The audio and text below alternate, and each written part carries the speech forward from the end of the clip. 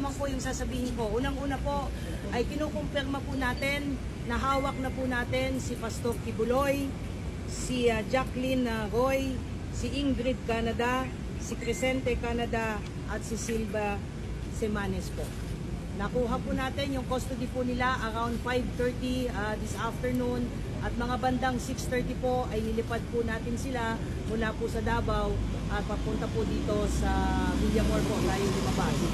Lumapag po sila ang C-130 lulan po nitong mga nasabing individual at nakakating po sila dito sa Villamor na around 8:30 ng gabi at nakakating po tayo dito sa custodial facility na mga around 9-10 ng gabi po. Sa ngayon po ay nag-undergo po sila ng booking process. Kasama na po dyan yung fingerprint at mugshot at natapos na rin po yung physical and medical examination.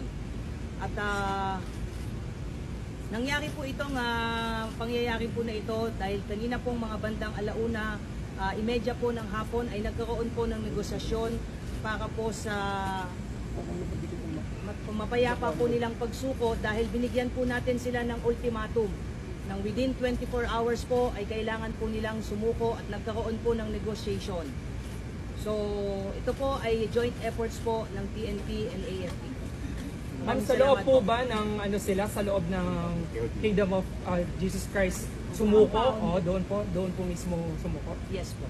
Apo. Sa loob po ng KOJC compound po natin sila nakuha. Ma'am, dito sa loob ng PNP Custodial Center, magkakasama po sila sa isang kwarto? Paano po mangyayari? Wala pa po tayong detalye po dyan. Maraming salamat po, yun lamang po. Ano po yung mga susunod na mangyayari po? Ongoing po yung processing po ngayon dahil 5 katao po yan. Sabay-sabay po silang binubuking po ngayon at na-inspect na rin po sila at nasa maayos naman po silang kondisyon. Although some of them based po doon sa medical examination po, medyo mataas po yung BP. But other than that, okay naman po sila at tuloy-tuloy po yung processing po ngayon. Ma'am, which case po sila na binuking po kanina? Lahat po ng kaso at dyan din po nangyari pagdating po nila dito sa custodial ay isinerve po yung warrant of arrest po sa kanila. Kung matatandaan niyo po, 3 kaso po ito. Yung kay Pastor Kibuloy po, yung child abuse po, yung sexual abuse at yung pong qualified trafficking. So binasahan po sila ng mga kaso po nila at nakaharap po ang kanilang abogado po. At pagkatapos po noon ay binasahan din po sila ng kanilang mga Miranda rights at mga kakapatan po. At pagkatapos po noon ay tuloy-tuloy na po yung ginawang proseso. Ongoing po yung proseso. Ma'am, kanina ng 24 hours ultimatum po na nagpakitin mo kami. Nagbigay po ang PNP po ng ultimatum po na sumuko po sila. Otherwise po ay papasukin na po natin yung isang particular building na hindi po tayo pinapayagan pong pumasok. So nagkaroon po ng negotiation ang PNP na kinatawan po ng intelligence group at ISAP. Pinagtulungan po ito that led to the peaceful surrender po ni Pastor Kibuloy at 4 pa at papasalamat po tayo doon sa naging mapayapa pong at least itong proseso po na ito. Ma'am, saan in particular sila nagtago? I don't have at liberty to reveal that. Ang importante po sa ngayon ay nasa kustodiya po ng PNP po ito at ang mangyayari po niyan ay bukas po inaasahan po natin na i-return po yung mga warrants of arrest doon po sa mga issuing courts. Particularly dyan po sa Quezon City kung saan nailipat na po yung mga kasong na isang pa po natin sa Davao at ito naman po sa RTC 159 po. Ma'am, Pero hindi po underground, ma'am? Wala pong underground?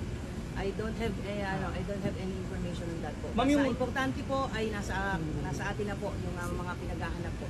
Ma'am, same lang ba yung room na can you give us kung merong aircon, merong ano po paano? Wala pa po, hindi ko pa po nakikita kung saan po silang kwarto po, maliliit din but meron na pong plano dahil nga kanina nga po habang ongoing po yung negotiation ay pinagplanuhan na rin po kung saan po silang mga selda po mapupunta. But magbibigay po kami ng additional details as we go.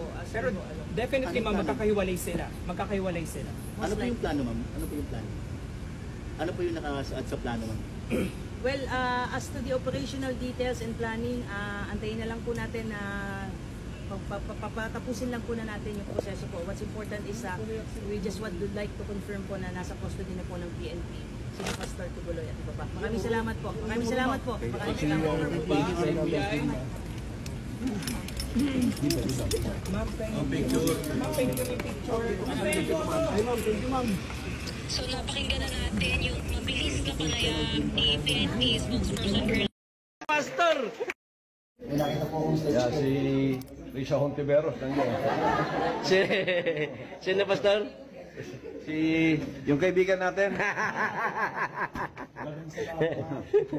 Gusto ko imbitahan ko siya dito eh. May pag-uusapan kaming magandang batas. Yan. Na dapat kung may asawa ka, huwag ka na magpuan sa iba. Patay, pasabog! Pasabog ni pastor!